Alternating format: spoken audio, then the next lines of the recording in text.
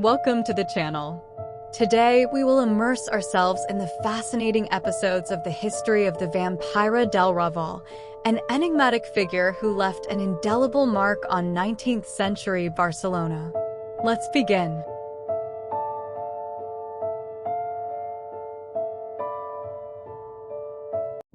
Enriqueta Martí Rapalls was born on February 2nd, 1868 in Sant Feliu de Llobregat. When she was very young, Enriqueta moved from her hometown to Barcelona, where she worked as a nanny, but soon after she began to work as a prostitute in brothels in the port of Barcelona and the Portal de Santa Madrona. In 1895, she married a painter called Joan Pujoló. The couple had a toxic and stormy relationship, reconciling and separating more than 6 times. According to Pujoló, their marriage failed because of Enriqueta's fondness for men, her false character, and her continuous visits to seedy houses. Despite being married, she did not stop frequenting prostitution circles. They separated and never had children. Enriqueta led a double life.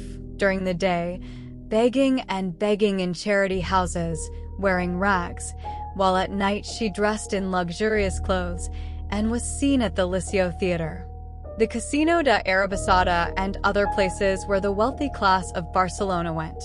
It is thought that in these places she began to offer her services as a pimp specializing in children.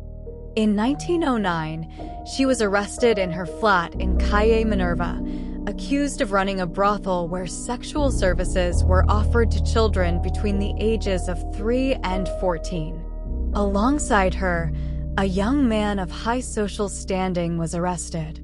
Thanks to her contacts with high-ranking personalities of the time who hired her services as a child pimp, Enriqueta was never brought to trial for the brothel, and the whole judicial and bureaucratic process was lost in oblivion.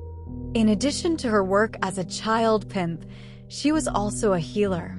She offered ointments, potions, and salves, especially for tuberculosis, a dreaded disease in those years, as well as other ailments for which there was no cure in traditional medicine. The products she supposedly used to make her remedies were made from the human remains of the children she murdered and prostituted. In 1912, Enriqueta kidnapped a girl called Teresa Guaidart. For 2 weeks, everyone searched for her, and there was great popular indignation, as child abductions were becoming common and there was great concern in the area. It was a neighbor, Claudia Elias, who put the police on Enriqueta's trail.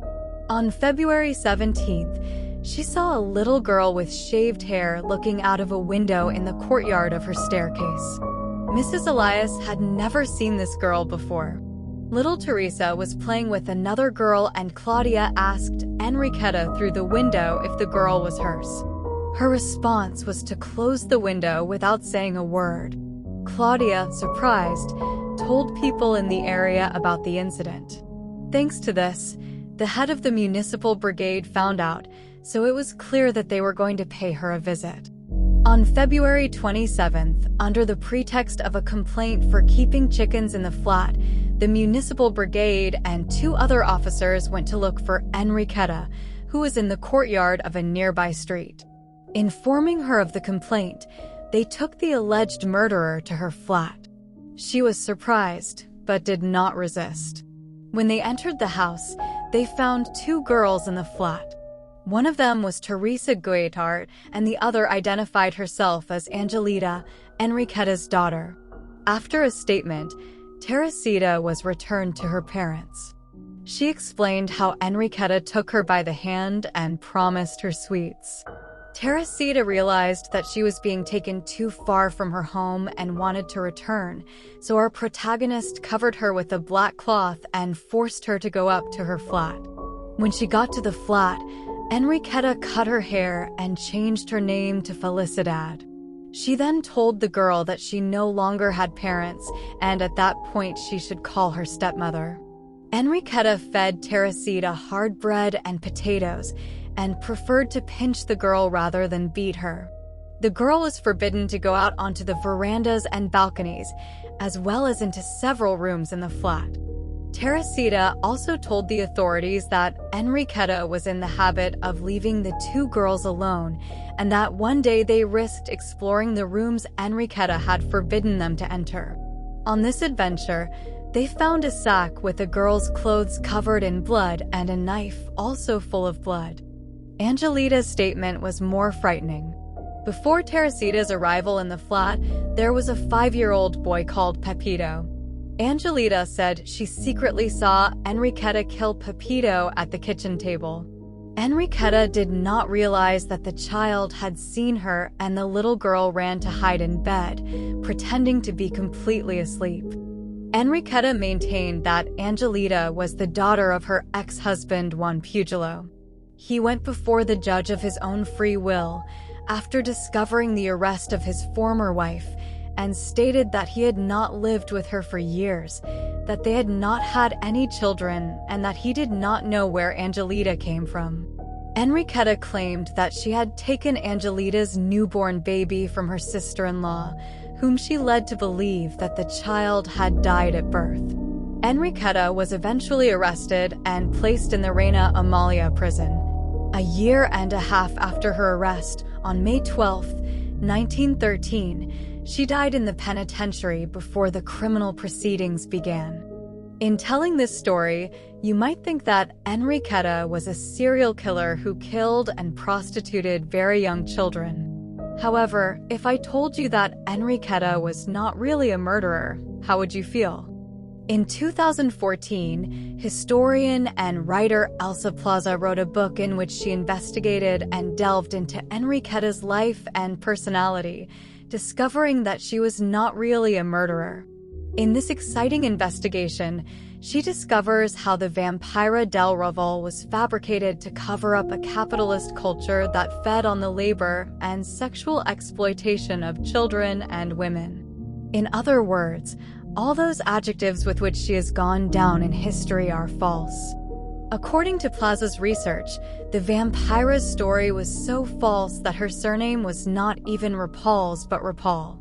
She was poor and married to Joan Pugilo. They made a living as best they could, selling antiques or setting up a herbalist shop.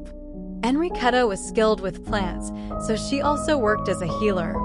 At that time, only the wealthy could afford a doctor, so she was the kind of figure that the poor and humble classes went to in order to cure their ailments, give birth, or have abortions.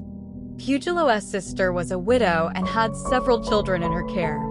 One of them, named Angelita, was born after her husband's death. As it was frowned upon for a woman to give birth out of wedlock, she gave her to Enriqueta Martí.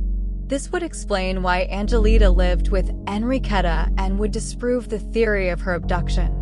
The alleged murderer also had a son who died of malnutrition shortly after birth, like so many others at the time. Enriqueta Martí was arrested on February 27, 1912 for the kidnapping of Teresita, the only proven fact in the whole story. Teresita's head was shaved. Not because of anything shady, but because she had lice. Even so, the press at the time accused the Vampira of 10 murders and witchcraft. The court sentence of child trafficking and robbery. As I said, only the kidnapping of the little girl was proven. She was remanded in prison, as the police and the press had taken it upon themselves to accuse her of being a lethal serial killer. On the same date that she abducted Teresita, a real case of a child brothel in the Raval had been uncovered, a plot that had the cooperation of the police. According to Plaza's investigation, Enriqueta Martí was the perfect scapegoat to justify the wave of disappearances of minors in Barcelona at the time. In reality, these minors ended up in brothels for the rich or working as slaves in various factories. Elsa Plaza explains that the only certainty is that Enriqueta kidnapped Teresita for reasons we will never know. Her lawyer argued that she was suffering from a disorder because she could not be a mother. Teresita was her niece and she took care of her. According to this investigation, the press also spread the story that Enriqueta Martí had been lynched to death by her fellow prisoners. But nothing could be further from the truth. Enriqueta was suffering from uterine cancer, which she could not cure. This would explain the cloths with traces of blood found in the house, as they were the result of this illness and not of murders as was claimed. Deconstructing the myth of the Vampira and humanizing Enriqueta is to uncover a system that exploits the popular classes and disguises it by creating a common enemy. And so, we conclude our fascinating journey through the story of Enriqueta Martí. I hope this exploration has shed light on the different aspects of her life, from her achievements to the dark events that surrounded her. If you enjoyed the video, don't forget to subscribe so you don't miss out on the content. Best regards.